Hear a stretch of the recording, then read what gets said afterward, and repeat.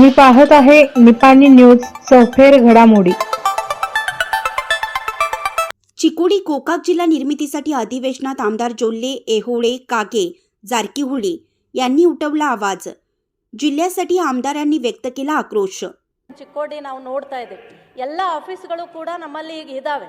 ಸರ್ಕಾರಕ್ಕೆ ಯಾವುದೇ ಕೂಡ ಅಂಥ ಹೊರೆ ಬೀಳೋದಿಲ್ಲ ಸರ್। ಅಲ್ಲಿಂದ ಆ ಚಿಕ್ಕೋಡಿ ತಾಲೂಕಿನ ಕೊನೆ ಹಳ್ಳಿಯಿಂದ ಬೆಳಗಾವಿಗೆ ಒಬ್ಬ ರೈತ ಬರಬೇಕು, ಒಬ್ಬ ಕೆಲಸಕ್ಕೆ ಯಾರಾದರೂ ಬರಬೇಕು ಅಂದರೆ ಪೂರ್ತಿ ಒಂದು ದಿನ ಒಂದು ವೇಸ್ಟ್ ಆಗ್ತದೆ ಅಧ್ಯಕ್ಷರೇ। ಅದರ ಜೊತೆಗೆ ಅವನಿಗೆ ಆರ್ಥಿಕ ಹೊರೆ ಕೂಡ ಆ ವ್ಯಕ್ತಿ ಬಂದಾಗ ಒಂದೇ ಬಾರಿ ಕೆಲಸ ಆಗೋದಿಲ್ಲ ಆಫೀಸಲ್ಲಿ। ಹಾಗಾಗಿ ಮೇಲಿನ ಮೇಲೆ ಅವ್ನು ಬರಬೇಕು, ಅವ್ನು ಬಂದಾಗ ಊಟ ವ್ಯವಸ್ಥೆ ಅದು ಕೂಡ ನೋಡ್ಕೋಬೇಕು। ಹೀಗಾಗಿ ಅಲ್ಲಿ ಭಾಳ ತೊಂದರೆ ಆಗ್ತದೆ ಅಧ್ಯಕ್ಷರೇ। ಪ್ರತಿ ವರ್ಷನೂ ಕೂಡ ಪ್ರತಿ ಅಧಿವೇಶನದಲ್ಲಿ ಕೂಡ ನಾನು ಧ್ವನಿಯನ್ನು ಎತ್ತಿದ್ದೀನಿ। ಈ ಬಾರಿ ದಯವಿಟ್ಟು ಸರ್ಕಾರಕ್ಕೆ ನಾವು ಒತ್ತಾಯವನ್ನು ಮಾಡ್ತೇವೆ, ಚಿಕ್ಕೋಡಿ ಜಿಲ್ಲೆ ಆಗಲೇಬೇಕು, ಗೋಕಾಕ್ ಕೂಡ ಜಿಲ್ಲೆ ಆಗಬೇಕು, ಅಂದ್ರೇ ನಮ್ಮ ಉತ್ತರ ಕರ್ನಾಟಕದ ಅಭಿವೃದ್ಧಿ ಆಗುವಂಥ ನಿಟ್ಟಿನಲ್ಲಿ ಪ್ರಯಾಸ ಆಗ್ತದೆ ಅಧ್ಯಕ್ಷರೇ।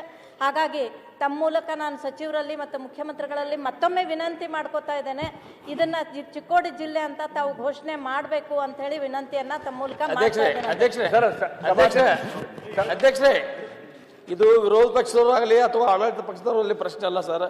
ಎಲ್ಲರೂ ಒಟ್ಟಿಗೆ ಕೂಡ ಈ ಜಿಲ್ಲೆ ಚಿಕ್ಕೋಡಿ ಜಿಲ್ಲೆ ಆಗಬೇಕಂತೇಳಿ ಭಾಳ ದಿವಸದಿಂದ ಬೇಡಿಕೆ ಇದೆ।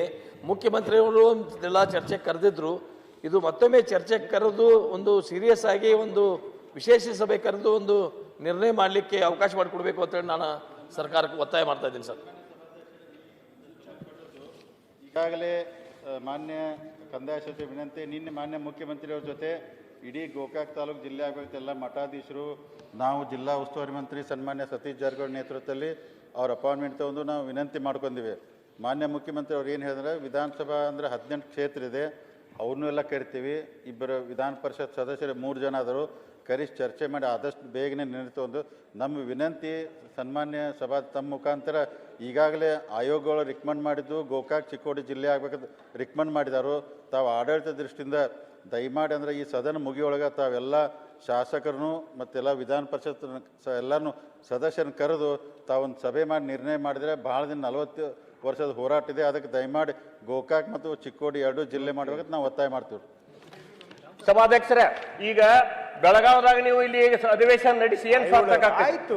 18 ಎಂಎಲ್ಎ ಕ್ಷೇತ್ರ ಸರ್, ದಯಮಾಡಿ ಗಮನಿಸಿ ಹೇಳಿದೀನಿ। ಅಧಿವೇಶನ ಮುಗಿದ್ರೊಳಗೆ ಎಲ್ಲ 18 ಶಾಸಕರು ಕರೀರಿ, ವಿಧಾನ ಪರಿಷತ್ ಸರ್ ಚರ್ಚೆ ಮಾಡಿ ನೀವು ಇದು ಘೋಷಣೆ ಮಾಡ್ಬೇಕು, ಅಂದ್ರೆ ಇದು ಉತ್ತರ ಕರ್ನಾಟಕ ನೀವು ಇಲ್ಲಿ ಅಧಿವೇಶನ ನಡೆಸಿದ್ದಕ್ಕೆ ಸಾರ್ಥಕ ಆಗತ್ತೆ। ನಮ್ಮ ಜಿಲ್ಲಾನ ನೀವು ಮಾಡ್ಲಿಲ್ಲ ಅಂದ್ರೆ ಮತ್ತೆ ಇಲ್ಲಿ ಅಧಿವೇಶನ ಎದಕ್ಕೆ ನಡ್ತದೆ? ಅದಕ್ಕೆ ನಾವು ಹೋರಾಟ ಮಾಡ್ಬೇಕಾಗತ್ತೆ ಸರ್। ಮತ್ತೆ ಹೌದು